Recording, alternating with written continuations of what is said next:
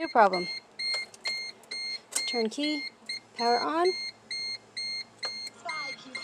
Turn key, engine does nothing.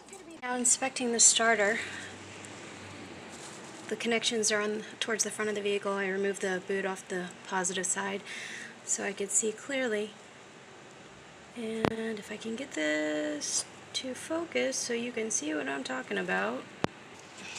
When in doubt, get a bigger light.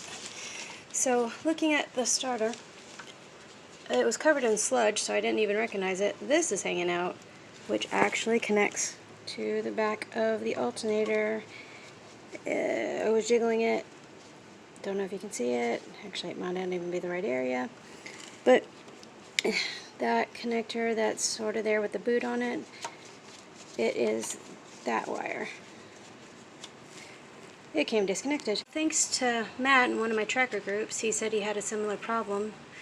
He said that to look at one of the wires in the starter, and he just had to crimp one of the connectors down, and he never had the same problem again.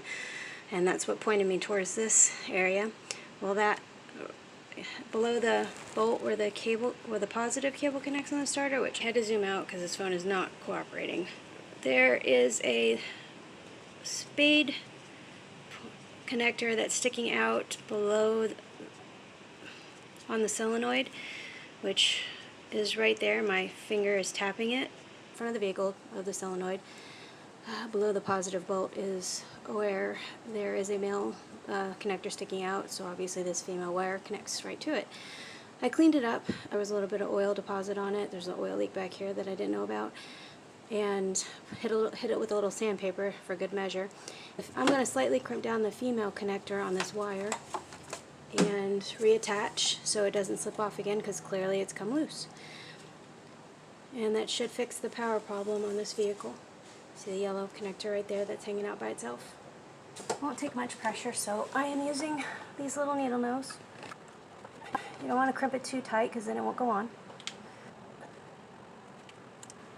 And again, thank you, Matthew, for the suggestion. Put me on the right track. And it's tough to see, so I'm just going to have to do it by feel and slide it right back on. It feels a little loose, so I'm going to do that again.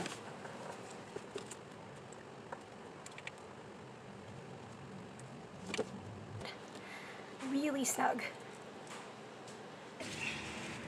The other wire, that's where the connector goes to the alternator. It's plugged back into the solenoid.